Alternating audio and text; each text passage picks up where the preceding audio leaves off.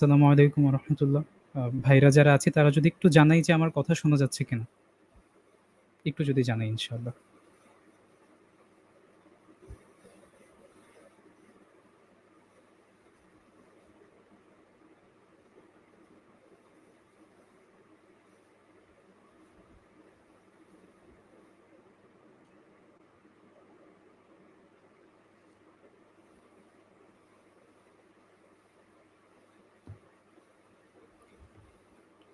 আচ্ছা, শোনা যাচ্ছে আলহামদুলিল্লাহ।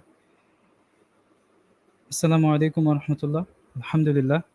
প্রতিটি ছুটিতে হাউস মস্কের পক্ষ থেকে আমাদের পক্ষ থেকে প্রতিযোগিতার আয়োজন করা হয়ে থাকে। আ তারই ধারাবাহিকতায় এই ঈদুল আজহার ছুটিতেও ঈদের আগে সামান্য আলোচনার আয়োজন করা হয়েছে আমাদের পক্ষ থেকে। ইনশাআল্লাহ আলহামদুলিল্লাহ আমরা আজকে আমাদের সকল প্রেজেন্ট এবং এক্স-ক্যাডেট ভাইদের সামনে একটি আলোচনার আয়োজন করেছি। ইনশাআল্লাহ আমাদের সামনে আমাদের সকল ভাইদের উদ্দেশ্যে আলোচনা করবেন আমাদের অত্যন্ত প্রিয় বই 'তুমি ফিরবে বলে' এর লেখক আ মোহতারাম জাকারিয়া মাসুদ ভাই। আ তিনি এখনই আমাদের মাঝে জয়েন করবেন এবং কি আমাদের আলোচনা এখনই শুরু হবে।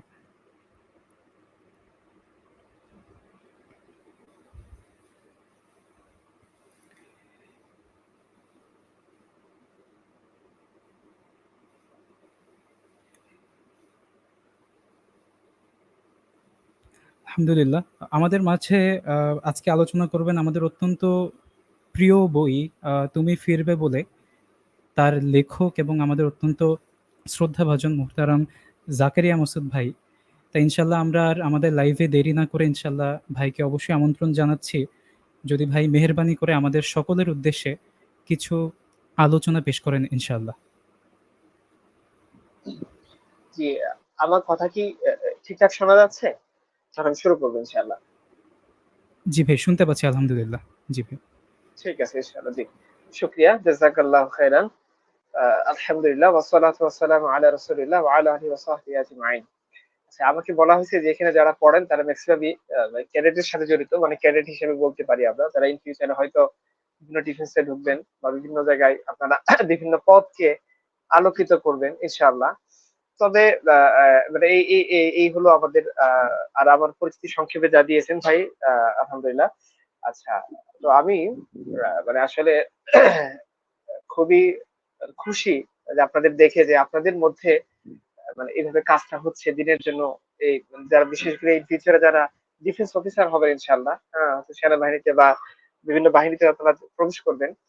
তো তাদের মধ্যেও যে এভাবে দিনের কাজ হচ্ছে, এটা খুবই আমার মানে আমার কাছে খুব ভালো লাগে বিষয়টা শুনে, বা খুব আমি নিজেও ভালো ফিল করছি বিষয়টা শুনে। এবং আলহামদুলিল্লাহ আমার কয়েকজন মেজরের সাথে পরিচয় আছে। হয়তো আপনারা চিনবেন, আমি নাম বলতেছি না। উনারা একজন আছেন, উনি মিশনে ছিলেন সুদানে।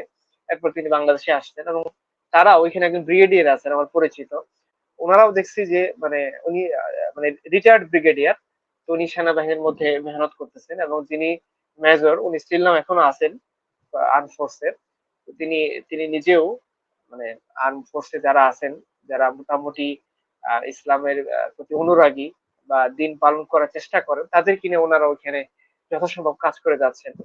তো আলহামদুলিল্লাহ এই বিষয়টা একটু ভালো লাগে কেন যে মানে আমাদেরকে বিশেষ করে যারা ধরেন আমরা সেকুলার এডুকেশন সিস্টেমে পড়ি, যেটাকে আমরা পশ্চিমা এডুকেশন, ওয়েস্টার্ন এডুকেশন ইত্যাদি নামে ডাকতে পারি। বাট মূল থিমটা তো আসলে সেকুলারাইজেশনই হচ্ছে আমাদের শিক্ষার মধ্যে, যেখানে আসলে ধর্মকে একটা ওরিয়েন্টাল পদ দিয়ে রেখে দেওয়া হয়েছে, অনারি একটা পদ দিয়ে রেখে দেওয়া হয়েছে, তার আসলে কোনো কার্যকারিতা নেই।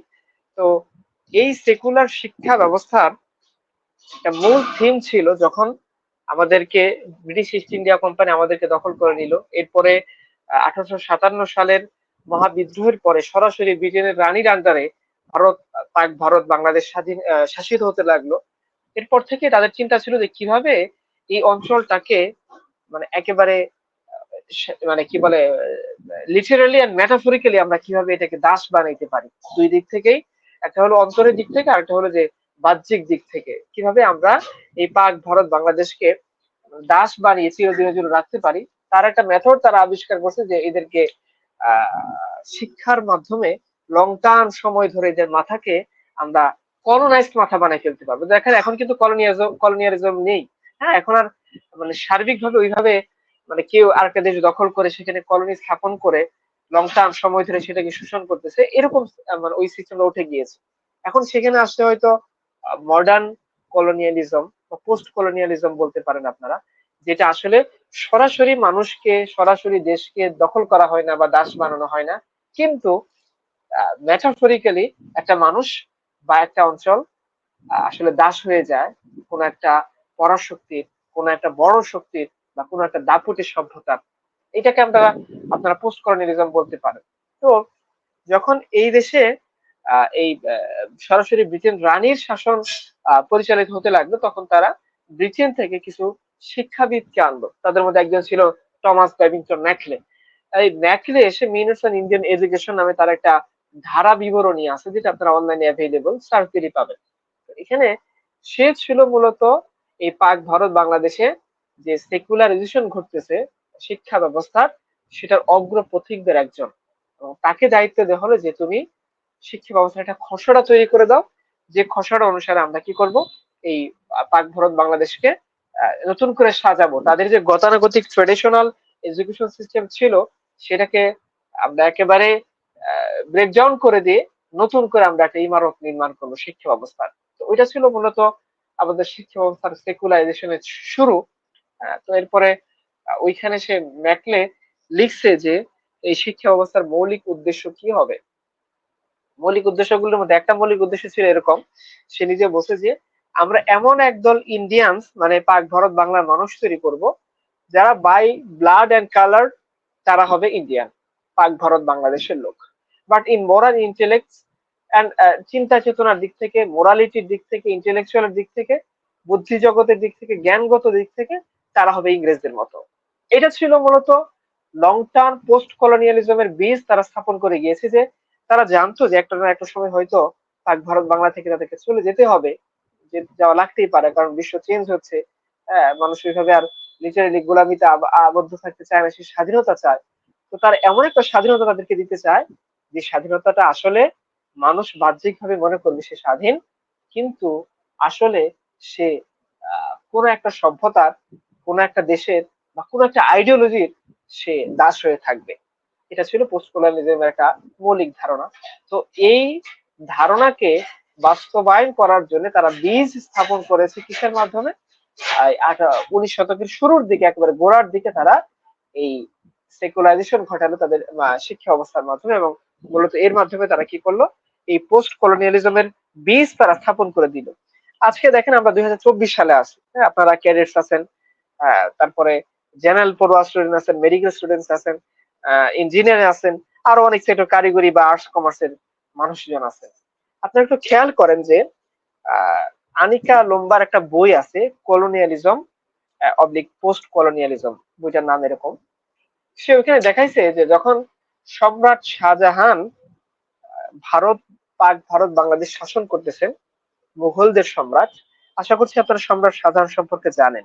আমি হয়তো প্রশ্ন, এটা জুম মিটিং হইলে আপনাদেরকে জিজ্ঞাসা করতাম সম্রাট শাহজাহান সম্পর্কে, সেই সুযোগটা আমার নেই। আপনারা কমেন্ট বক্সে আপনাদের শাহজাহান সম্পর্কে আপনারা 2-4 লাইন লিখতে পারেন, দেখি কাদের জানা আছে, আমি বলতে থাকি। তো সম্রাট শাহজাহান তিনি যখন পাক ভারত বাংলাদেশ শাসন করতেছেন, তখন স্যার টমাস রো, এই ভদ্রলোককে ব্রিটেন রানীর পক্ষ থেকে পাঠানো হয়েছে ভারতবর্ষের রাষ্ট্রদূত হিসেবে কাজ করার জন্য। তো সে যখন সম্রাট শাহজাহানের দরবারে আসছে, এসে ব্রিটেন রানীর পক্ষ থেকে যে গিফট গুলা সে নিয়ে আসছে, ওইগুলা সে খুলতে সাহস করতেছে না। কেন খুলতে সাহস করতেছে না? যে সে নিজে বলতেছে যে ব্রিটেন রানীর পক্ষ থেকে যে গিফট গুলো আমাকে দেওয়া হয়েছে, এগুলা যদি আমি ওই সম্রাট শাহজাহানের দরবারে খুলি, দেন দরবারের লোকেরা হাসাহাসি শুরু করবে। কেন হাসাহাসি শুরু করবে? যে আহ, দরবারের যে সাধারণ কর্মচারী, ওরাও যে ড্রেস পরে, এর চেয়েও আমাদের ড্রেস গুলোর দাম হচ্ছে কম। মানে তারা এগুলাকে নেগলেক্ট করে, হ্যাঁ, এগুলাকে তারা পাত্তা দেয় না। আমরা যে ড্রেস গুলো নিয়ে যাই, দেখা যাচ্ছে ওদের রাজা বাদশাদের যে কারুকার্য মণ্ডিত ড্রেস, এগুলো আমাদের ওখানে নেই। বা আমাদের ওদের যে আভিজাত্য, তাদের ইয়ের মধ্যে কি বলে, আহ এই যে তাদের যে ধরেন দরবারের যে জৌলুস, হ্যাঁ, তাদের যে ড্রেসের জৌলুস, তাদের যে জুতার জৌলুস, এই সবগুলো তারা কি করে, মানে যেভাবে মেনটেন করে, আসলে ওইটা আমাদের পক্ষে মেনটেন করা সম্ভব না। এবং আমরা যে গিফট নিয়ে যাই, এগুলো দেখে রাজার বাদশার লোকে হাসাহাসি করে যে কি তুচ্ছ জিনিস নাই, সে গিফট হিসেবে ব্রিটেন রানীর কাছ থেকে আমাদের বাদশার জন্য নিয়ে এসছে। তো ব্রিটেন আমাদেরকে শাসন করার আগে এই ছিল ভারতবর্ষের ছোট্ট একটা পরিস্থিতি। আরেকটা যদি বলা হয় কি, আরেকটা হচ্ছে যে আপনারা জানেন যে পৃথিবীর অনেকগুলা সপ্তম আশ্চর্য বলে কিছু জিনিস আছে। তার মধ্যে এই পাক ভারত বাংলাদেশের একটা সপ্তম আশ্চর্য আছে। সেটার নাম কি?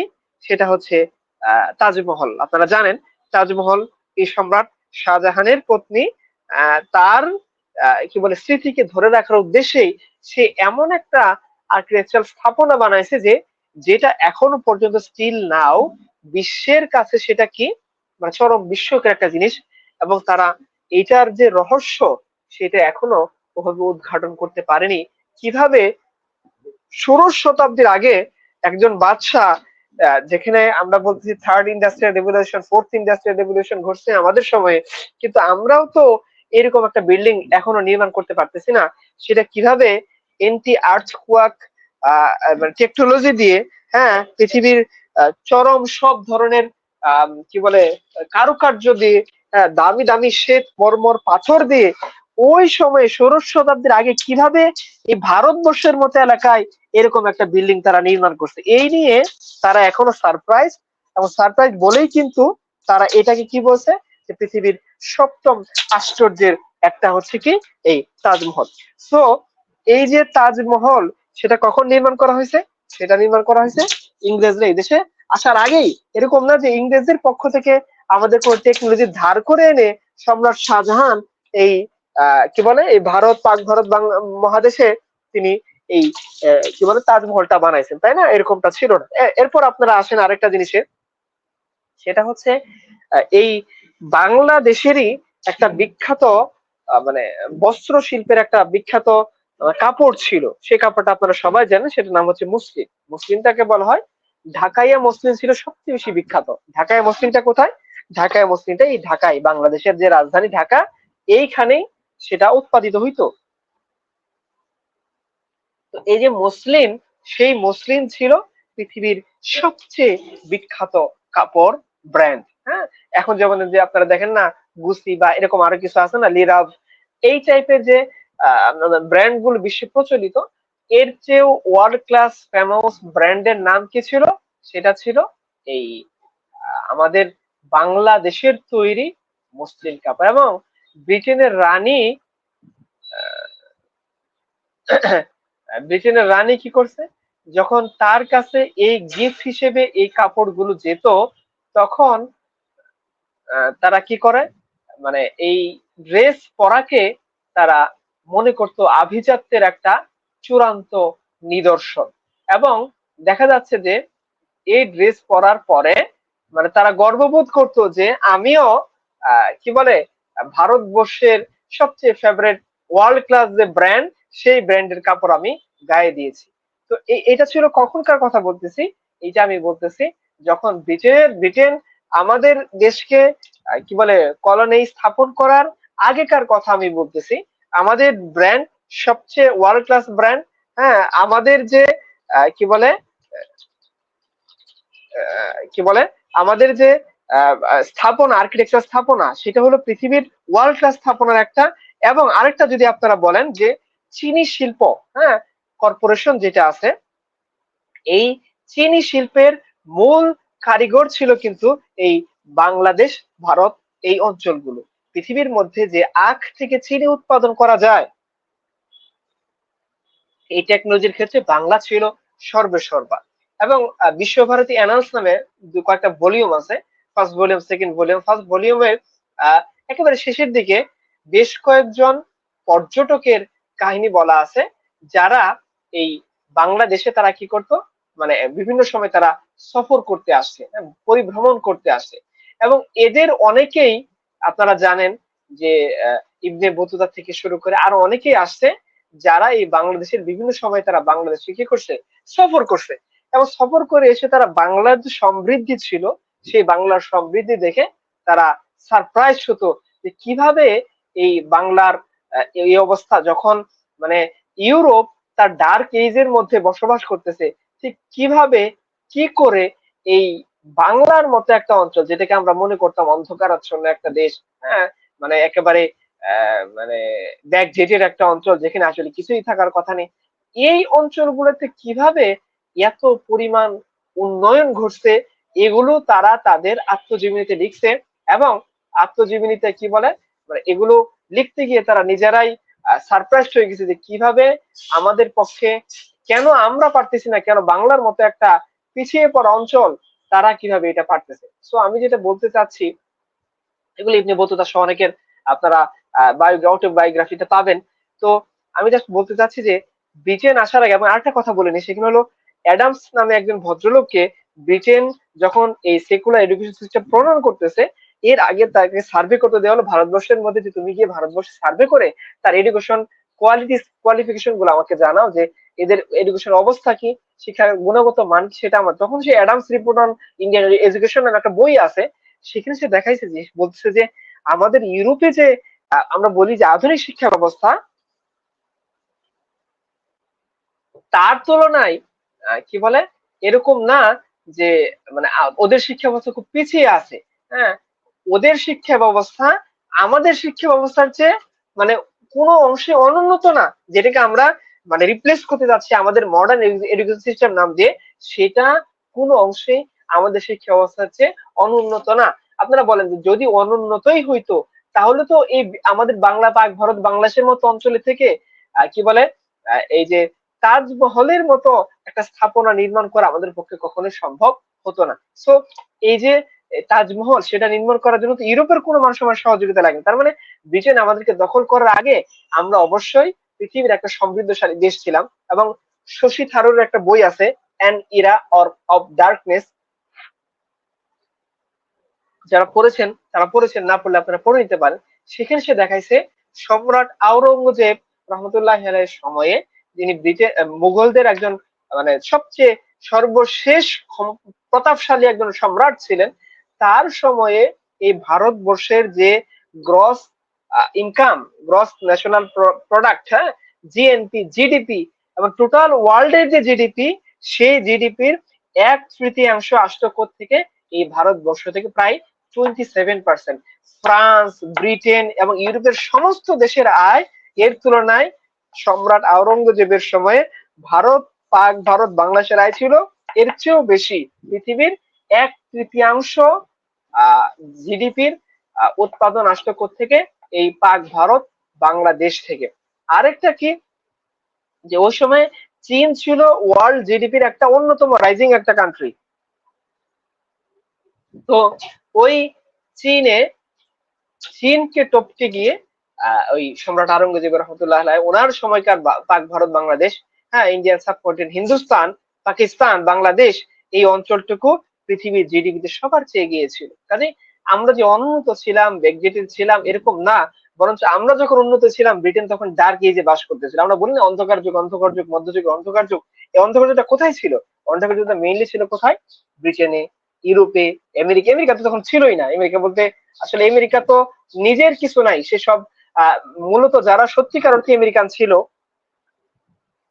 সেই রেড ইন্ডিয়ানদের মেরে কেটে দাস বানিয়ে হত্যা করে ধ্বংসযজ্ঞ চালিয়ে ওই এলাকা খালি করে এরপর আমেরিকা তার সভ্যতা স্থাপন করেছে। তার মানে আমেরিকার সভ্যতা দাঁড়িয়ে আছে কিসের উপরে? মানবতা বিরোধী যুদ্ধাপরাধ, হ্যাঁ, যত ধরনের সন্ত্রাস, টেরোরিজমের উপরে দাঁড়িয়ে আছে আমেরিকান সভ্যতা। তো আমরা আসলে মূল কথাটা আমি এখন সংক্ষেপ করতেছি, যে আসলে আমরা যেটাকে দেখে চোখ ধাঁধানো মানে সভ্যতা মনে করি, যে না এর বাইরে মনে হয় পৃথিবীর আর মানে আর কখনো মনে হয় পৃথিবী উন্নত ছিল না। দেখেন, আপনাদের হয়তো মনে থাকবে পিরামিডের কথা। পিরামিড বানানো হয়েছে প্রায় আজকে থেকে ধরেন ধরেন 4000 বছর আগে প্রায়। তো এই 4000, 4500 বছর আগে বানানো স্থাপনা গুলো এখনো পর্যন্ত বিশ্বের কাছে কি বিস্ময়কর। এবং পিরামিডের মানে স্থাপনা এমন ভাবে বানানো যে অল টাইম তার ভিতরে টেম্পারেচার 24 ডিগ্রি আশেপাশে থাকে। মানে আমরা যেটাকে বলি মানে ওই যে এসিতে আমাদের যে টেম্পারেচার রাখা হয় 22, 23, 24 সাধারণত রাখা হয় নর্মালি, আর বেশি টেম্পারেচার বেড়ে গেলে তখন না হয় একটু কমিয়ে দেওয়া হয়। এই টেম্পারেচার সবসময় এই পিরামিডের ভিতরে থাকে। এবং পিরামিডের যে ইট গুলো এখনো পর্যন্ত আমাদের দেশে তো এরকম 100-200 টনের নিতে পারবে, ওজন নিতে পারবে এরকম আমাদের ক্রেন নেই, তাই না? এখন আমরা 2, 4, 5 টনের মধ্যে আমরা সীমাবদ্ধ, কিন্তু পিরামিডের মধ্যে এরকম অনেক পাথর আছে যেগুলো 60 টন, 70 টন, 50 টন বা এর চেয়েও বেশি। এই পাথরগুলো ওই সময়কার মানুষ কিভাবে এত উঁচুতে তুললো বলেন তো দেখি। তার মানে মোহাম্মদ আসাদের একটা বই আছে, হ্যাঁ, ইসলাম এট দ্য ক্রস রোডস, আমরা বইটা অনুবাদ করেছি, ইসলাম এবং পাশ্চাত্য সভ্যতার সংঘাত এই নামে। ওইখানে তিনি বলছেন একটা কথা, যে পশ্চিম আমাদেরকে এমন ভাবে গোলক ধাঁধায় ফেলে রাখে, হ্যাঁ, যাতে মানুষ মনে করে যে পশ্চিমের জন্যই বোধহয় পৃথিবীর জন্ম হয়েছে। আজকে আমরা তাই মনে করি, যে মনে করি যে এই যে বিজ্ঞান প্রযুক্তির এত উন্নতি, এটা মনে হয় পশ্চিম না থাকলে আমাদের পক্ষে সম্ভব হতো না। হ্যাঁ, যে আমার এই যে আমরা ধরেন এই যে কম্পিউটার ব্যবহার করতেছি, ইন্টারনেট ব্যবহার করতেছি, ব্রডব্যান্ড ব্যবহার করতেছি, ক্রিপ্টোকারেন্সি আমাদের মধ্যে চলে আসছে, এআই চলে আসছে, হ্যাঁ, চ্যাট জিপিটি চলে আসছে, এগুলো মনে হয় পশ্চিম ছাড়া আর কারো পক্ষে করাটা সম্ভব ছিল না। এই যে একটা ভুল ধারণা, যে পশ্চিম যখন তার কিছু ছিল না, তখন তো আমাদের আমাদের বললাম যে পৃথিবীর সপ্তম আশ্চর্যগুলো ম্যাক্সিমাম তখন নির্মাণ করে, ব্যাবিলনের ঝুলন্ত উদ্যান, হ্যাঁ, ধরেন আজকে থেকে প্রায় 2000 বছর, 1500 বছর আগে নির্মাণ, তখন কিভাবে সেগুলো নির্মাণ করা হয়েছে? এখনো পর্যন্ত সেটাকে টেক্কা দেওয়ার মতো কোন ঝুলন্ত উদ্যান তো আমরা বানাইতে পারি নাই। এখনো পর্যন্ত তাজমহলকে টেক্কা দেওয়ার মতো কোন স্থাপনা তো পশ্চিম বানাইতে পারে নাই। এখনো পর্যন্ত পিরামিডের মতো কোন পিরামিড, যেখানে এসির সাহায্য ছাড়া, হ্যাঁ, মানে একেবারে ন্যাচারালি টেম্পারেচার কিভাবে মেনটেন করা এবং এমন ভাবে স্থাপনা করা, গাণিতিক ভাবে, জ্যামিতিক ভাবে, হ্যাঁ, মানে কি বলে আর্কিটেকচারাল কাঠামোটা এমন ভাবে নির্মাণ করা যেটা এখনো পর্যন্ত গাণিতিক ভুল প্রমাণ করা সম্ভব না। প্রত্যেকটা কোণা, প্রত্যেকটা পয়েন্ট একেবারে গাণিতিক ভাবে সুন্দর করে মিলিয়ে করা, এটা আসলে যে পৃথিবীতে হয়েছে, পশ্চিম এটা চায় না পৃথিবীর মানুষ কখনো জানুক। আমরা আরেকটা বইয়ের কথা আপনাদেরকে বলতে পারি, যে জর্জ মাকদিস নামে একজন ভদ্রলোক আছে, এডিনবার্গ ইউনিভার্সিটি প্রেস থেকে তার দুইখানা বই বই বের হয়েছে। তার মধ্যে একটা হলো দ্য রাইজ অফ কলেজেস। সেখানে সে দেখাইছে যে ইউরোপ যখন অক্সফোর্ড হয়নি, ক্যামব্রিজ হয়নি, হার্ভার্ড হয়নি, এর আগেই পৃথিবীর সবচেয়ে প্রাচীন প্রাচীন ইউনিভার্সিটি গুলো কি বলে মুসলিমদের হাত ধরে গড়ে উঠছে। এবং তিনি ওই বইটাতে দেখাইছেন যে ইউরোপ কিভাবে তার প্রত্যেকটা কারিকুলামের ক্ষেত্রে কিভাবে তারা এই সমস্ত ইউনিভার্সিটি যেগুলোকে জামিয়া নামে ডাকা হইতো, জামিয়াতুল কারওয়ানাইন, জামিয়াতুল দামেস্কের জামিয়া উমাবি, জামিয়া আল আজহার, মানে জামিয়া মানে ইউনিভার্সিটি। তো এই ইউনিভার্সিটি গুলো যখন মানে কি বলে মিডিল ইস্টে, যখন মরক্কোতে, যখন ইয়েতে বিভিন্ন মুসলিম কান্ট্রি গুলোতে রান করতেছে, ওই সময়টাতে ইউরোপের অবস্থা যায় যে অবস্থা, এবং ইউরোপ তখন কি বলে এই মিডিল ইস্টের যে কোনো একটা জায়গা থেকে স্কলারশিপ নিয়ে পড়তে যাওয়াকে গর্বের কারণ মনে করতো। আপনি ভারতবর্ষে আসেন, সৈয়দ নিজারের একটা বই আছে, বিশ্ববিদ্যালয়ের উদ্ভব ও বিকাশ। সেখানে সে দেখাইছেন যে ভারতবর্ষে পালদের আমলে, অর্থাৎ বৌদ্ধদের আমলে অনেক বড় বড় ইউনিভার্সিটি, নালন্দা ইউনিভার্সিটি এর নাম শুনছেন আপনারা, হ্যাঁ, এরকম আরো অনেক ইউনিভার্সিটি ছিল। তখন চীন থেকে এবং বাংলা, পাক, ভারত, বাংলাদেশের বাইরে থেকে অনেক মানুষ এখানে স্কলারশিপ নিয়ে পড়তে আসাকে কি মনে করতো? গর্বের কারণ মনে করতো, কারণ এখানে অনেক বেশি পরিমাণে জ্ঞান চর্চা হতো। তার মানে পশ্চিমকে দেখে যে এখন আমরা অনেক বেশি বিস্মিত হয়ে যায়, পশ্চিমকে দেখে যে এখন অনেক বেশি আমরা মনে করি যে না, পশ্চিমের বাইরে মনে হয় পা ফেলা সম্ভব না, পশ্চিমের বাইরে গিয়ে মনে হয় পৃথিবীতে উন্নতি করা সম্ভব না, পশ্চিমের বাইরে মনে হয় আসলে ভালো কাজ করা সম্ভব না, পশ্চিমের বাইরে মনে হয় আমাদের এত জ্ঞানগত প্রভূত কল্যাণ সাধন করা সম্ভব না। এই যে একটা ভুল ধারণা, এটা মূলত পশ্চিম এই সেকুলার এডুকেশন সিস্টেমের মাধ্যমে আমাদের অন্তরে গেঁথে দিয়েছে। এমন একটা হিস্ট্রিকে তারা আমাদের পিছনে রেখে দিয়েছে, অন্ধকারে রেখে দিয়েছে, আড়ালে লিখে দিয়েছে, যেটার মাধ্যমে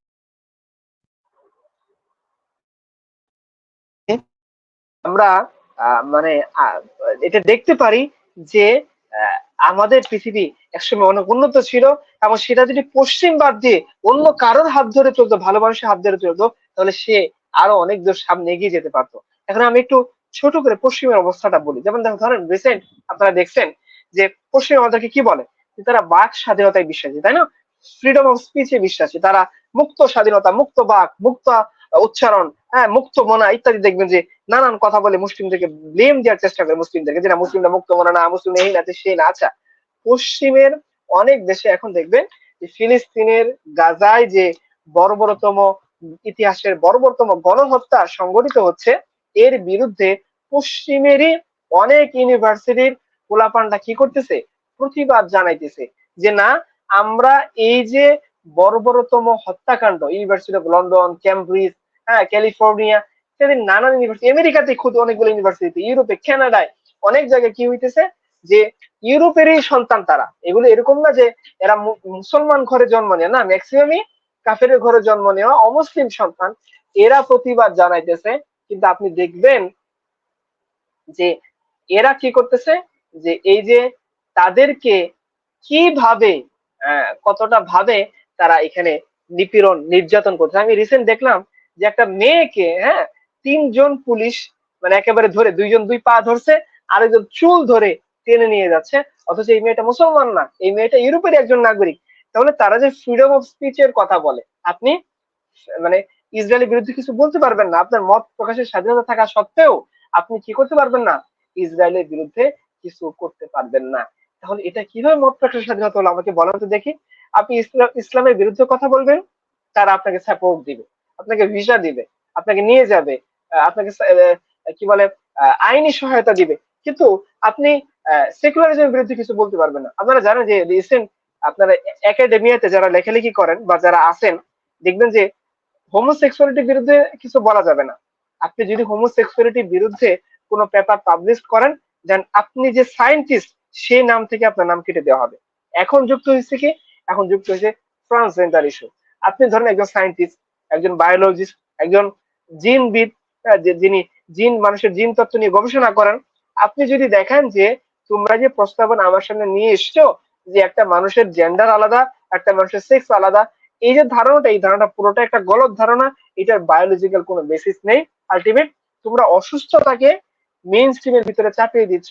অসুস্থ মানুষের চিকিৎসা হওয়া দরকার, চিকিৎসা না করে সেই অসুস্থতাকে তুমি কি বানাই দিচ্ছ, মানে একেবারে মেইন স্ট্রিমের মধ্যে একটা ভালো জিনিস বানাই দিচ্ছ। এটা যে খারাপ জিনিস, আপনি একটা রিসার্চ পাবলিশ করেন। আমি চ্যালেঞ্জ দিয়ে বলতেছি আপনাদেরকে, আপনি পশ্চিমের ওয়েস্টার্নের কোন একাডেমিয়াতে, কোন পিয়ার রিভিউড জার্নালে আপনি আপনার লেখা পাবলিশ করতে পারবেন না।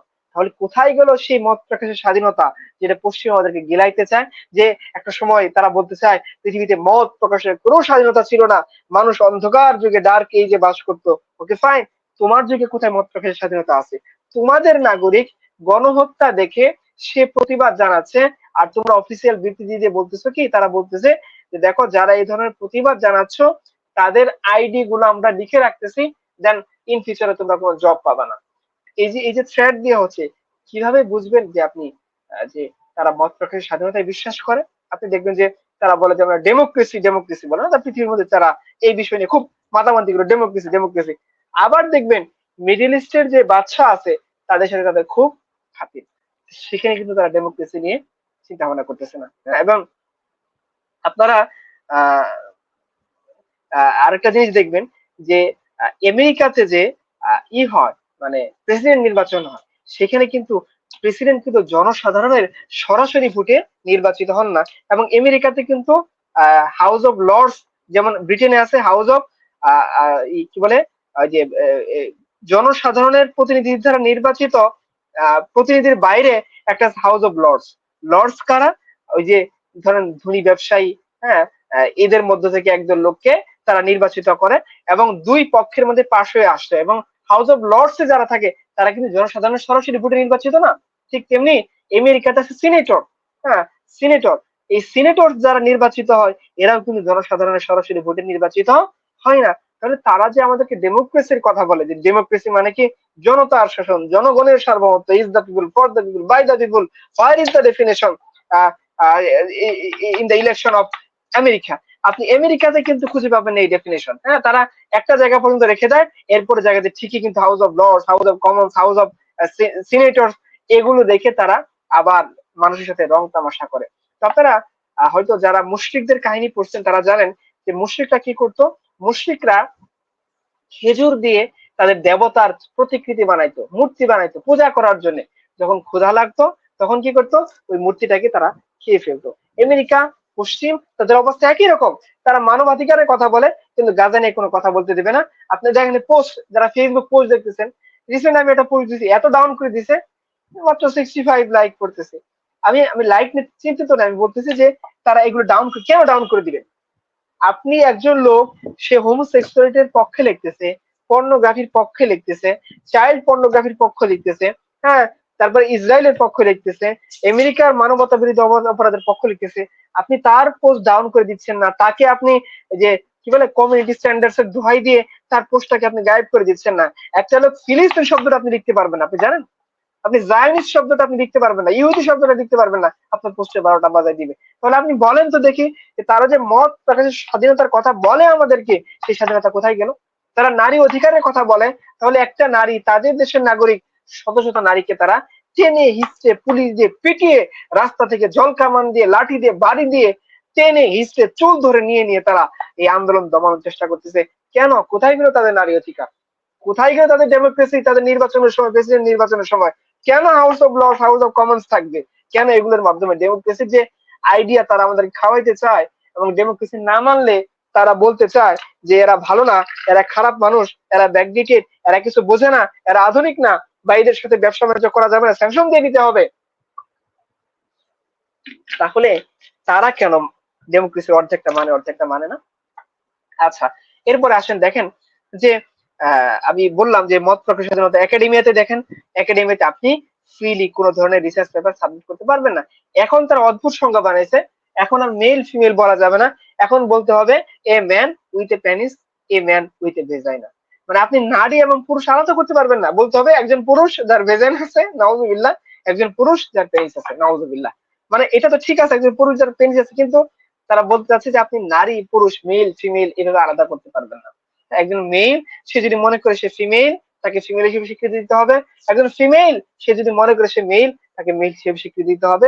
নারীর পুরুষের অধিকারী দিতে হবে, পুরুষের মতো বিহেভ করতে হবে, সে পুরুষে আর একটা পুরুষকে ব্যবহার করতে পারবে। আচ্ছা, এখন আসেন যে পশ্চিম আমাদেরকে বলে যে তারা মানবতার পক্ষে, মানবতা কোনো কাজ করতে প্রস্তুত না। আপনি বলেন তো দেখি, পৃথিবীর সবচেয়ে বেশি অ্যালকোহল গুলো কোথায় বিক্রি হয়? পশ্চিমে বিক্রি হয়। আরেকটু আসেন যে পৃথিবীর মধ্যে সবচেয়ে বড় বড় মানে এই যে পর্নোগ্রাফির ভিডিও গুলা কোথা থেকে, এই যে পর্নের যে বিভিন্ন সাইট আছে, এগুলো ম্যাক্সিমাম কারা নিয়ন্ত্রণ করে? আমেরিকা থেকে নিয়ন্ত্রণ করা হয়। সবচেয়ে বেশি পর্ন কোথায় বিক্রি হয়? আমেরিকাতে বিক্রি হয়। সবচেয়ে বেশি এইডস কোথায় আছে? আমেরিকাতেই আছে। সবচেয়ে বেশি গনোরিয়া, সিফিলিস এবং সি যে সেক্সুয়ালি ট্রান্সমিটেড ডিজিজেস যে আছে, হ্যাঁ, এসটিডি নামে যেটা পরিচিত, সেক্সুয়ালি ট্রান্সমিটেড ডিজিজেস, এগুলো কোথায় বেশি? আপনি যেটা দেখেন এখন রিসেন্ট সার্চ দেন, এসটিডি লিখে যেটা লিখে সার্চ দেন, দেখবেন সবকিছু ইউরোপ আমেরিকায় বেশি। তাহলে ইউরোপ তো জানে যে মদ পান করলে পরে মানুষের স্মৃতিশক্তি লোপ পায়, মানুষের কর্মক্ষমতা লোপ পায়, মানুষের অবসাদ চলে আসে, হ্যাঁ, সে তার স্বাভাবিক ক্ষমতা হারিয়ে ফেলে, বিচার বুদ্ধির ক্ষমতা।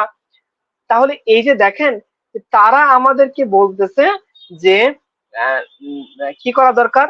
মত প্রকাশের স্বাধীনতা দরকার, হ্যাঁ, মানুষের জনসচেতনতা দরকার। আমাদের দেশে তারা টিকা দিতেছে কেন? যে আমাদের দেশের মানুষ যাতে পোলিও না হয়, ডিপথেরিয়া না হয়, ধনুষ্টঙ্কার না হয়। কিন্তু তারা তাদের দেশের সবগুলো মদের বারগুলো ওপেন করে রাখছে, যে কেউ যে কোনো জায়গায় মদ খেয়ে পড়ে আছে। কেন? তারা তো জানে যে মদ পান করা খারাপ কাজ, মদ পান করলে মানুষের স্মৃতিশক্তি লোপ পায়, মানুষের কর্মক্ষমতা লোপ পায়, ইত্যাদি ইত্যাদি নানা ধরনের অসুখ বিসুখ হয়। তবুও তারা কেন মদ বন্ধ করতেছে না? তারা জানে যে হোমোসেক্সুয়ালিটি হইলে, যে সেক্সুয়াল যারা, তাদের মধ্যে এসটিডি, সেক্সুয়ালি ট্রান্সমিটেড ডিজিজ এর পরিমাণ সবচেয়ে বেশি। এই যে এইচআইভি টা আসলে মানে এটা তো মূলত যারা পুরুষ সমকামী গে যারা, তাদের মধ্যে এই রোগটা বেশি হইতো, এখনো চিহ্ন বেশি হয়। ক্লেমাইডিয়া, আরো যে সমস্ত লোক আছে, হ্যাঁ, গনোরিয়া, সিফিলিস, এগুলোতে ম্যাক্সিমাম হোমোসেক্সুয়াল যারা, তাদের মধ্যে বেশি হয়। দেন তারপরেও কেন তারা হোমোসেক্সুয়ালিটিকে প্রমোট করার জন্য মিলিয়ন মিলিয়ন ডলার খরচ করতেছে? 4 মিলিয়ন ডলার, 2 মিলিয়ন ডলার বাংলাদেশকে তারা টাকা দিচ্ছে। কেন টাকা দিচ্ছে? যে তারা তো জানে এগুলো মানবতা বিরোধী, মানুষের শরীরের জন্য, স্বাস্থ্যের জন্য ক্ষতিকর। দেন তাহলে এগুলোকে কেন তারা অধিকার হিসেবে প্রমোট করার চেষ্টা করতেছে? তার মানে এর মাধ্যমে আপনি পশ্চিমের যে দ্বিমুখিতা, দ্বিচারিতা, এগুলো আপনারা খুঁজে পাবেন। তবে সংক্ষিপ্ত করে বলতে চাই যে পশ্চিমের জন্য পৃথিবীর জন্ম হয়েছে, এই ধারণা পশ্চিম আমাদেরকে গেলানোর চেষ্টা করছে। পশ্চিমই একমাত্র সায়েন্স এন্ড টেকনোলজির ক্ষেত্রে পায়োনিয়ার। অথচ আপনার ন্যাশনাল জিওগ্রাফির একটা বই আছে, হ্যাঁ, যে মুসলিমদের 101 আবিষ্কার, ওখানে দেখবেন যে কত 1001টা আবিষ্কার, সরি 101 না, 1001টা আবিষ্কার। National geography official PDF available. তো এত হিউজ জিনিস আপনারা খুঁজে পাবেন, যেটা সূত্রপাত মুসলমানদের হাত দিয়ে ঘুরছে। হ্যাঁ, রক্ত সঞ্চালন প্রক্রিয়া, মেডিসিন, জিওগ্রাফি, অ্যাস্ট্রোলজি, এরকম বায়োলজি, অনেক কিছু আপনারা পাবেন যেটা সূত্রপাত কোত্থেকে ঘুরছে, মুসলমানদের হাত থেকে ঘুরছে। কই, তখন তো পশ্চিমের অন্ধকার যুগ ছিল, যে পশ্চিম ছাড়া যে পৃথিবীকে কল্পনা করা যায়, পশ্চিম ছাড়া যে উন্নতি করা যায়, তার একটা ছোট্ট উদাহরণ আমি দিয়ে এই সম্পর্কিত আলোচনা ইতি টানতে চাই। যে বাদশাহ হারুনুর রশিদ আব্বাসী খিলাফতের অন্যতম দাপুরশালী একজন বাদশাহ, তার সময়ে যখন সম্রাট শর্লেমাইনের দরবারে যখন তিনি এই প্রাচীন গ্রিস এম্পায়ারের রাজা ছিল সম্রাট শর্লেমাইনের দরবারে যখন তিনি ঘড়ি হাদিয়া হিসেবে, গিফট হিসেবে পাঠালেন, শর্লেমাইন হাদিয়া হিসেবে পাঠানো এই ঘড়িটা খুলতেছিল না, কারণ সে মনে করতেছিল এই ঘড়ির মাধ্যমে মুসলমানরা বোধহয় তাকে জাদু করছে। এটা কি সে বুঝতে পারতেছিল না। পরে তাকে জানানো হলো যে আরে ভাই, ভয় পেও না, এটা কোনো জাদুবিদ্যা না, এটা হচ্ছে ঘড়ি, যেটা দিয়ে তুমি সময় দেখতে পারবা। ইউরোপ ছিল এতটা বোকা যে সে ঘড়ি দেখে মনে করতো যে এটা বোধহয় জাদুবিদ্যা, মুসলমানরা বোধহয় আমাকে জাদু করছে, আমার বোধহয় কোনো সমস্যা হবে, এই ভয়ে সে ঘড়ি করতেছে না, যেটা আব্বাসী খিলাফত থেকে তাকে বানিয়ে তাকে পাঠানো হয়েছে। তারপরে নাবিকরা যে কম্পাস ব্যবহার করে, এটা কি ব্যবহার করছেন? মুসলমান ব্যবসায়ীরা তাদের ব্যবসার ক্ষেত্রে দিক নির্ণয়ের জন্য এই কম্পাস ব্যবহার করছেন। তারপরে ধরেন কানুন ভিত্তিক মেডিসিন, তারপরে ধরেন এই যে সার্জারি, এগুলো কে কার আবিষ্কার করছে? ম্যাক্সিমাম ক্ষেত্রে মুসলমানরা এগুলোর পথ দেখাইছে। এই বইটার মধ্যে আপনারা পাবেন, ন্যাশনাল জিওগ্রাফির ওই বইটার মধ্যে। তো আমি যেটা বোঝাতে চাইতেছি যে আমরা পশ্চিমকে দেখেছি এতটা আত্মমুগ্ধতা কাজ করে, এবং আমরা আমাদের নিজেদের অবস্থান থেকে এতটা হীনমন্যতায় ভুগি যে আমরা মনে করি যে পশ্চিমের অনুকরণ ছাড়া বোধহয় আমাদের উন্নতি, প্রগতি, আমাদের ডেভেলপমেন্ট, হ্যাঁ, আমাদের যে এই যে জীবনের যে অবস্থান, যেটা আরো আমরা প্রোগ্রেস করতে চাই, সেটা বোধহয় সম্ভব না। এই ধারণা থেকে বেরিয়ে আসতে হবে ভাই, কারণ এই ধারণা সম্পূর্ণ গলত ধারণা। পশ্চিম তার ডার্ক এজ পার করে এসছে, ইসলামের কখনো ডার্ক এজ ছিল না। ইসলাম তার সমস্ত সময়ের মধ্যে, হ্যাঁ, সভ্যতার মধ্যে সে আলো জ্বালিয়ে রেখেছিল। সে যেমন মানবীয় দিক থেকেও আলো জ্বালিয়ে রেখেছিল। আপনারা জানেন যে এই যে পশ্চিম যে পর্নোগ্রাফিকে এতটা ইন্ডাস্ট্রিয়ালাইজেশন করে ফেলছে, হ্যাঁ, যে পর্নোগ্রাফির মাধ্যমে তাদের কয়েক বিলিয়ন ডলার, $30 বিলিয়ন প্লাস বিশ্বে ইনকাম করতেছে তারা কিসের মাধ্যমে? এই পর্নোগ্রাফির মাধ্যমে, এবং প্রস্টিটিউশন ইত্যাদি ইত্যাদি। আচ্ছা, আপনারা জানেন না, ওরা কি জানে না যে পর্নোগ্রাফিটা খুব খারাপ জিনিস?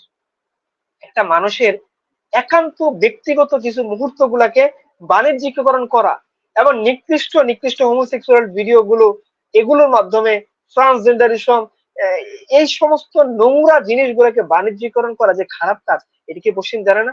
তারা জানে, তারপরে কেন তারা বাজারজাতকরণ করে? তাহলে এটা কি মানবতা বিরোধী কাজ না? অ্যালকোহলের খারাপ দিক সম্পর্কে জানা থাকা সত্ত্বেও এগুলোকে প্রমোট করা, পর্নোগ্রাফির খারাপ দিক জানা সত্ত্বেও এগুলোকে প্রমোট করা, বাস্তবায়ন করা, হোমোসেক্সুয়ালিটির মতো, ট্রান্সজেন্ডারিজমের মতো জঘন্য জিনিসগুলো সম্পর্কে জানা সত্ত্বেও এগুলো না মানলে পরে স্যাংশন দিয়ে দাও। ঘানাতে দেখছেন আপনারা, স্যাংশন দিয়ে দিচ্ছে। হ্যাঁ, তো এই যে স্যাংশন দেওয়া একটা বাজে জিনিসকে না মানার জন্য, তাহলে আপনারা যেটা উন্নতি বলেন ভাই, আমি সেটাকে উন্নতি বলে মানতে নারাজ। উন্নতি বলতে শুধুমাত্র টেকনোলজির উন্নতি বোঝায় না, উন্নতি বলতে মানুষের নীতি নৈতিকতা, মূল্যবোধের উন্নতিও বোঝায়। যে দিক থেকে ইসলাম ছিল 100-তে 100, সে একদিকে যেমন বাহ্যিক ভাবে উন্নতি করছে, অপর দিক থেকে সে মানুষের অভ্যন্তরীণ দিকগুলাতে কি করছে? উন্নতি করছে।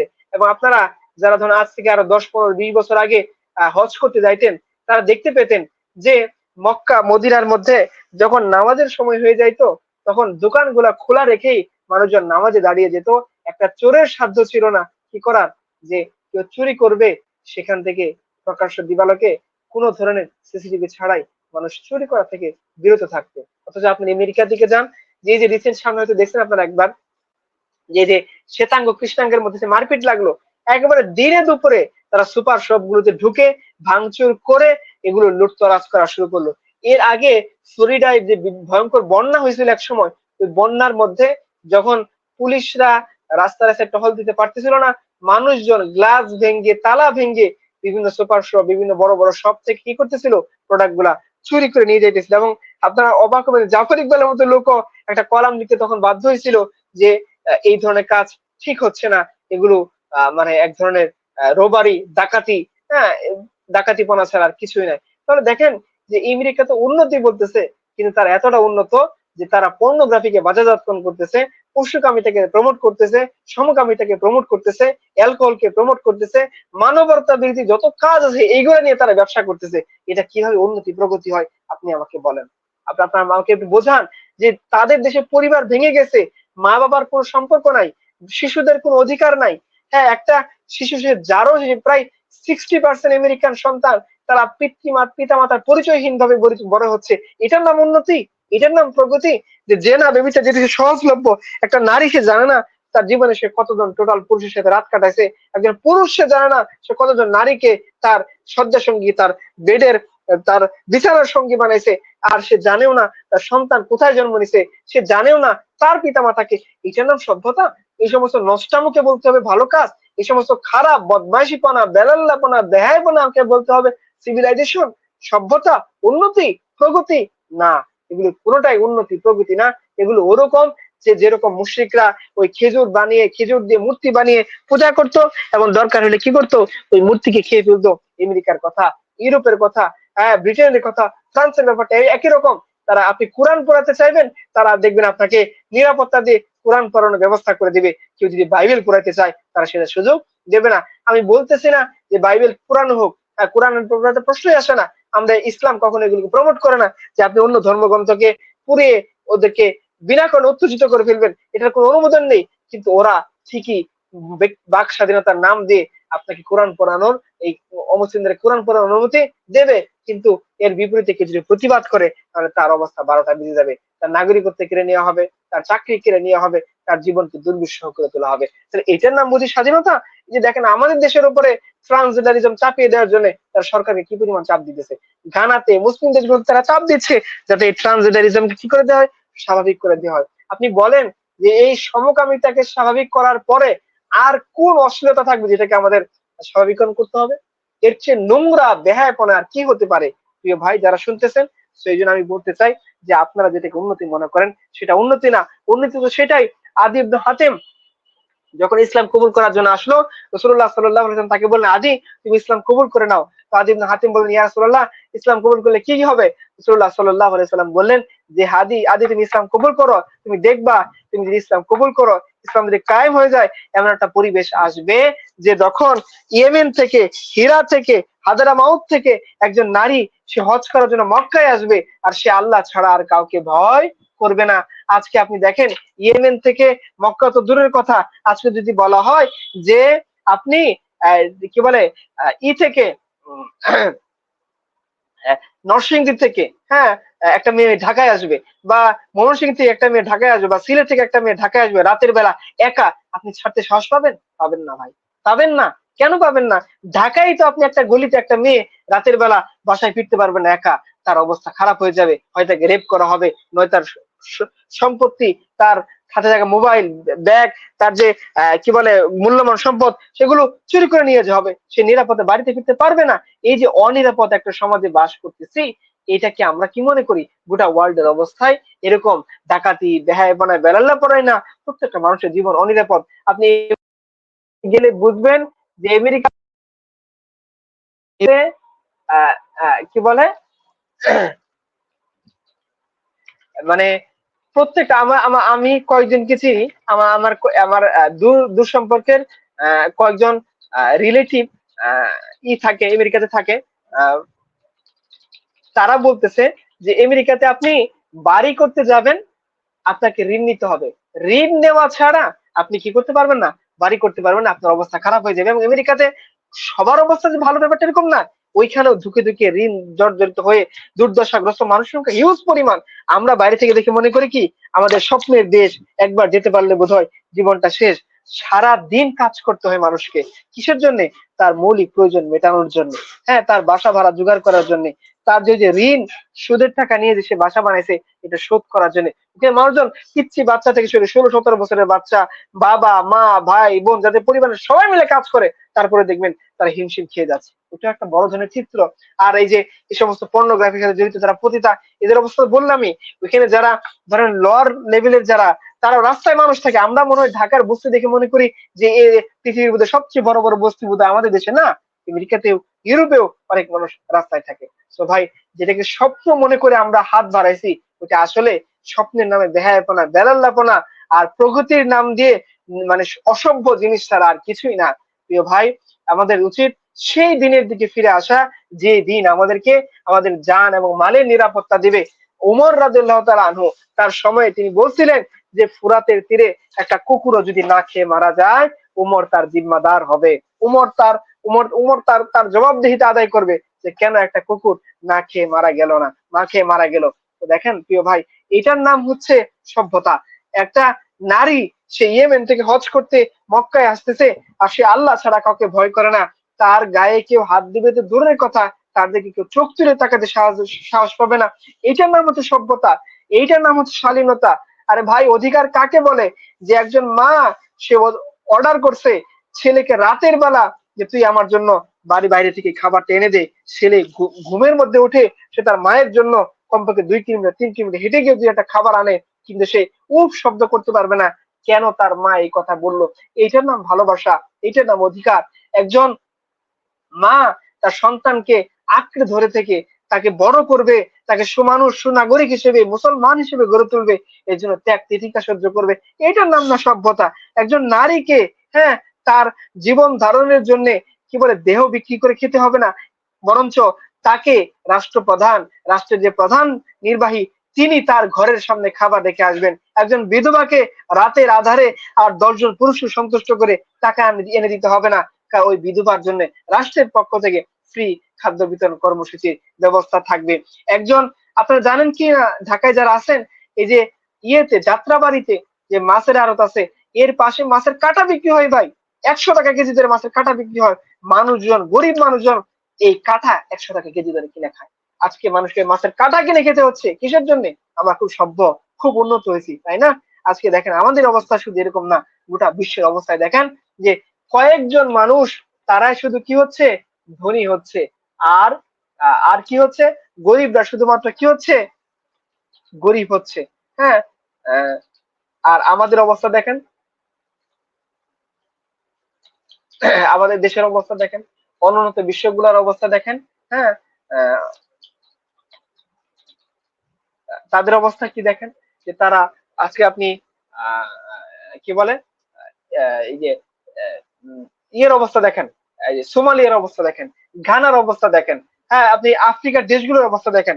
আপনারা বলেন তো, প্রাকৃতিক সম্পদের দিক থেকে, হ্যাঁ, কি বলে, আফ্রিকা অনেক বেশি উন্নত না? অনেক বেশি উন্নত।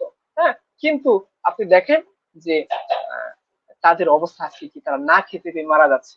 এই যে অবস্থা করে রাখা হয়েছে, কারা করতেছে আপনি জানেন?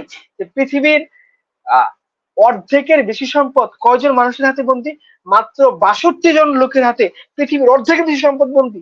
অর্ধেকের বেশি সম্পদ কাদের হাতে? 62 জন লোকের হাতে। 8 জন লোকের হাতে। এদের মধ্যে বড় বড় হচ্ছে 8 জন, যাদের, হ্যাঁ, তাদের সম্পদের পরিমাণ হচ্ছে $3.6 বিলিয়ন। $3.6 বিলিয়ন। এই জন্য ভাই, আমাদের এই যে আমরা বলতেছি যে আমরা উন্নতির মধ্যে আছি, প্রগতির মধ্যে আছি, সাম্যের মধ্যে আছি, আদতে আমরা উন্নতির মধ্যেও নেই, প্রগতির মধ্যেও নেই, সাম্যের মধ্যেও নেই, নিরাপত্তার মধ্যেও নেই। আমরা সবাই জুলুমের মধ্যে আছি, জুলুমের সিস্টেমের মধ্যে আছি। সো এটাকে ভালো মনে করে তৃপ্তির ঢেকর গুলে যে ইসলাম ন্যায়, ইনসাফ এবং নিরাপত্তার দিয়েছে, এটা এটাকে ছেড়ে দিয়ে পশ্চিমের সামনে আত্মসমর্পণ করার কোনো মানেই হয় না। ইসলাম আপনাকে যা দিয়েছিল সেটা অবশ্যই অবশ্যই চূড়ান্ত সভ্যতা, চূড়ান্ত উন্নতি, চূড়ান্ত প্রগতির একটা নিদর্শন। বাগদাদে যেমন একাডেমি অফ সায়েন্সেস ছিল, অপরদিকে আল হিসাব ডিপার্টমেন্টে ছিল, অপরদিকে কোরআন সুন্নাহ হাদিস চর্চা ছিল, একদিকে যেমন মানুষ ছিল, আবার ওই মানুষদেরকে ঠিকভাবে পরিচালনা করার জন্য সঠিক গাইডলাইনও ছিল। এইভাবে মানুষের দুঃখ কষ্ট ভোলানোর জন্য তাদের হাতে মদের পেয়ালা তুলে দেওয়া হয়নি। হ্যাঁ, তাদেরকে তুলে দেওয়া হয়েছে কি? তাদের সাথে তুলে দেওয়া হয়েছে কোরআন, তাদেরকে তুলে দেওয়া হয়েছে সভ্য জিনিস, তাদেরকে তুলে দিয়েছে নীতি নৈতিকতা, মূল্যবোধ। আজকে আমাকে আপনাকে পশ্চিম কি ধরিয়ে দিচ্ছে বলেন ভাই? পশ্চিম এই যুবকদের হাতে কি ধরিয়ে দিচ্ছে? পাবজি গেম তুলে দিচ্ছে, ফ্রি ফায়ার তুলে দিচ্ছে। বলেন যে এগুলো খেলার দ্বারা আমরা নৈতিকভাবে কতটা উন্নত হচ্ছি? টিকটক তুলে দিচ্ছে, আমাদেরকে টিকটক জেনারেশন বানাই ফেলতেছে। আপনি বলেন যে এমন কোন নিকৃষ্ট কাজগুলো যেগুলো টিকটকে হয় না? পশ্চিম আমাদের হাতে এগুলো তুলে দিচ্ছে। আমরা ডিপ্রেস হয়ে যাচ্ছি, পশ্চিমের আমাদের হাতে কি তুলে দিচ্ছে? মদের পেয়ালা তুলে দিচ্ছে। আর ইকবাল একটা কবিতা আমাদের সুন্দর করে বলছিলেন যে मैं तुझको बताता हूँ तकदीर उमम क्या है शमशीर सना अव्वल ताउस और रबाब आखिर मैं कहने यूरोप के दस्तूर निराला है लेते हैं सुरूर अव्वल देते हैं शराब आखिर। যে আমি কি তোমাকে বলবো যে একটা জাতির উত্থান পতনের সূত্র কি? বলছে একটা জাতির উত্থান পতনের সূত্র হচ্ছে প্রথমে থাকে তীর তরুয়ার ধনুকের শব্দ, যুদ্ধ বিগ্রহ, এরপরে কি থাকে? এরপরে নাচ গান বেহায়াপনা। এরপর তিনি বলতেছেন যে দেখো, ইউরোপের বিজনেস পলিসির কথা বলবো, ইউরোপের মধ্যশালার কথা বলবো, ওরা মানুষের কাছ থেকে আগে মানুষের প্রশান্তিটা কেড়ে নেয়, এরপর তার হাতে মদের পেয়ালা ধরিয়ে দেয়। আজকে দেখেন, আপনাকে আমাকে চাকরির নাম দিয়ে, কেরিয়ারের নাম দিয়ে, উন্নতির নাম দিয়ে, প্রগতির নাম দিয়ে পাগল বানিয়ে ফেলা হয়েছে। আমরা এগুলো নিয়ে এতটা মত্ত, নিজেকে নিয়ে চিন্তা করার সুযোগ আমাদের নেই, পরিবারকে নিয়ে চিন্তা করার সুযোগ আমার নেই। কিভাবে নিজের জীবন চালাবো, কিভাবে নিজে উন্নত হব, কিভাবে বড় হব, কিভাবে ভিউ পাবো, কিভাবে আমার ভিউয়ার কমেন্টের সংখ্যা বাড়বে, ফলোয়ার বাড়বে, million million follower, fan follower বাড়বে, আমার জনপ্রিয়তা বাড়বে, এই নিয়ে আমরা ব্যস্ত। এই নিয়ে টিকটকার ব্যস্ত, এই নিয়ে আমাদের জীবন। আমরা সমাজ নিয়ে, সভ্যতা নিয়ে, দেশ নিয়ে, জাতি নিয়ে, পৃথিবী নিয়ে চিন্তা করার সময় আমাদের নাই। আমাদেরকে আমাদের পক্ষ থেকে ভুলাই দেওয়া হয়েছে। তো ভাই, আমার কথা সংক্ষেপ করে যদি আমি বলি, আমাদের মূল বক্তব্য এটাই, পশ্চিমী উন্নতির শেষ কথা না, পশ্চিমী প্রগতির শেষ কথা না, এর বাইরে আরো অনেক কিছু ছিল, যেটা এক্সাম্পল আমি শুরুতে আপনাদেরকে দিয়েছি। এই জন্য ভাই, উন্নতি উন্নতি যদি করতে চান, সেটা শুধুমাত্র দৈহিক উন্নতি না, মানসিক উন্নতি, যেটা নিরাপত্তা আপনাকে ইসলাম দিয়েছে, যে আপনাকে সে এমন সোনার মানুষ বানিয়ে দিবে যে আপনি কোন ডিপ্রেসড হয়ে কি করবেন না, আপনি ডিপ্রেস হয়ে কি করবেন না, যে আপনি কখনো আত্মহত্যার পথ বেছে নেবেন না, আপনি কখনো ডিপ্রেসড হয়ে, হ্যাঁ, আপনি আরেকজনের গলায় ছড়ি চলিয়ে দিবেন না। এই যে দেখেন রিসেন্ট কি হয়েছে, একজনকে হত্যা করে কিমা বানিয়ে ফ্ল্যাশে, বাথরুমের ফ্ল্যাশের মধ্যে কি করে দেওয়া হয়েছে, তার লাশকে গুম করে দেওয়া হয়েছে। এইরকম এইরকম মানবতা বিরোধী অপরাধ তো কোনো সময় কোনো ইসলামের সভ্যতায় ঘটেনি, পশ্চিমে ঘটতেছে। মানুষকে মানুষের মতো মনে করা হচ্ছে না, মানুষকে মনে করা হচ্ছে যেন তারা আস্ত পশু। এই জন্য ভাই, আমরা ফিরে আসি এমন সভ্যতার দিকে, এমন দিনের দিকে, যে দিন একজন নারীকে নিরাপত্তা দেয়, যে দিন একজন যুবককে নিরাপত্তা দেয়, যে দিন একজন বৃদ্ধকে কি করে নিরাপত্তা দেয়, এবং নিরাপদে পৃথিবীতে বিচরণ করার সে সুযোগ করে দেয়। এবং ওই দিন পালন করার ফলে খলিফা বলতে বাধ্য হন যে শুধুমাত্র মানুষ না, ফোরাতের তীরে একটা কুকুরও যদি না খেয়ে মারা যায়, আমি ওমর তার জিম্মাদার হয়ে যাব। শেষ করে ছোট্ট একটা ঘটনা দিয়ে, যে আমর ইবনুল আস, তিনি ছিলেন মিশরের গভর্নর। উমর রাদিয়াল্লাহু তাআলার জামানায় আমর ইবনুল আসের ছেলে একটা অপরাধ করছে। তো সেই অপরাধের শাস্তি তিনি দেওয়ার জন্য আমর ইবনুল আসকে এবং তার ছেলেকে ডাকিয়ে আনছেন। তখন তিনি একটা কথা বলছিলেন যে, হে আমর, তোমরা কবে থেকে, হ্যাঁ, যে স্বাধীন মানুষকে দাস বানানো শুরু করলে, যে মানুষ তার সন্তানকে জন্ম দেয় স্বাধীন হিসেবে, আর তুমি কি মনে করছো গভর্নর হয়ে যে তুমি তোমার তোমার ছেলে অন্যায় করবে, তুমি শাস্তি আরোপ করবে না? ওমর প্রকাশ্যে সেই গভর্নরের ছেলের সামনে শাস্তি প্রয়োগ করছেন। এবং ওমরের ছেলে আসিম যখন অপরাধ করছিল, মিশরের গভর্নর আমর ইবনে আস প্রকাশ্যে না গোপনে তার শাস্তি আরোপ করছিলেন। ওমর তাকে মদিনায় ডাকিয়ে এনে সবার সামনে প্রকাশ্যে শাস্তি দিয়ে আরোপ করেছেন, যে না, ইসলামের শাস্তি নিয়ম হলো প্রকাশ্য অপরাধের শাস্তি কি করতে হবে, প্রকাশ্যে দিতে হবে। আর সে অ্যালকোহলে অ্যাডিকশন দেখাইছিল, অ্যালকোহল খেয়ে ফেলছিল বলে, মানে এখন তার শাস্তি প্রকাশ্য হইতে হবে। ওমরের ছেলে হওয়া সত্ত্বেও সে কিন্তু রেহাই পায়নি।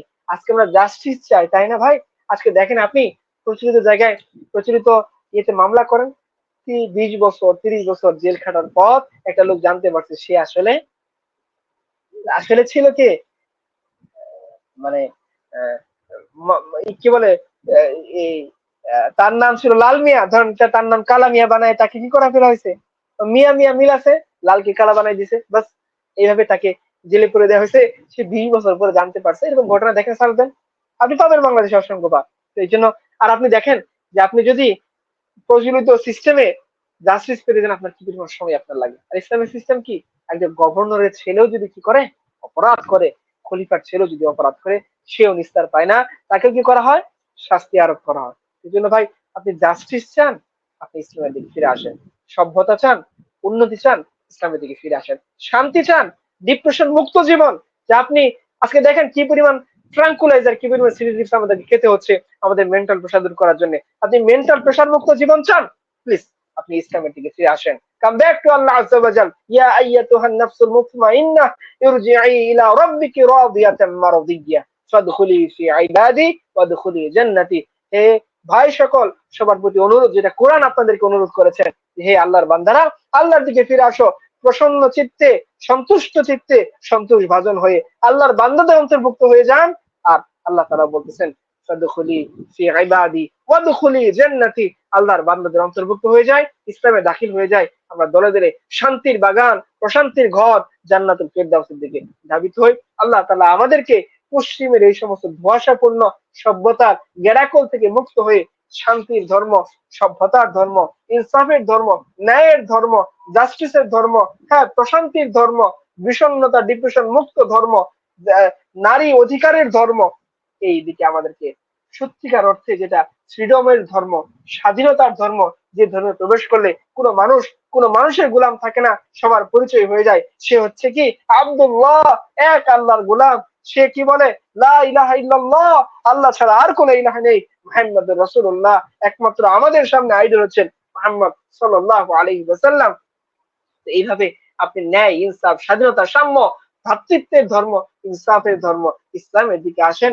পশ্চিমের এইসব ধোঁকাবাজিপূর্ণ পদক্ষেপ থেকে সচেতন হন, সাবধান হন এবং পশ্চিমকে দেখে আত্মমুগ্ধ হয়ে নিজের দিন, নিজের ইমান, গায়রতকে বিক্রি করে আমরা না দেই, তাদের সামনে আত্মসমর্পণ না করে এক আল্লাহ আজ্জা ওয়া জাল্লার সামনে আত্মসমর্পণ করি, তাহলে আমাদের ইনশাআল্লাহ দুনিয়া এবং আখিরাত, হ্যাঁ দুনিয়ার সমৃদ্ধি, আখিরাতের সমৃদ্ধি, দুনিয়ার উন্নতি, আখিরাতের উন্নতি, দুনিয়ার কামিয়াবি, আখিরাতের কামিয়াবি, দুটি আল্লাহ তাআলা আমাদেরকে একসাথে দিয়ে দিবেন। আল্লাহ তাআলা আমাদেরকে তৌফিক দান করুন।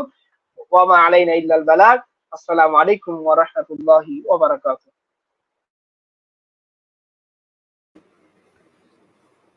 জাযাকাল্লাহু খাইরান ফিদ দুনিয়া ওয়াল আখিরা ভাই।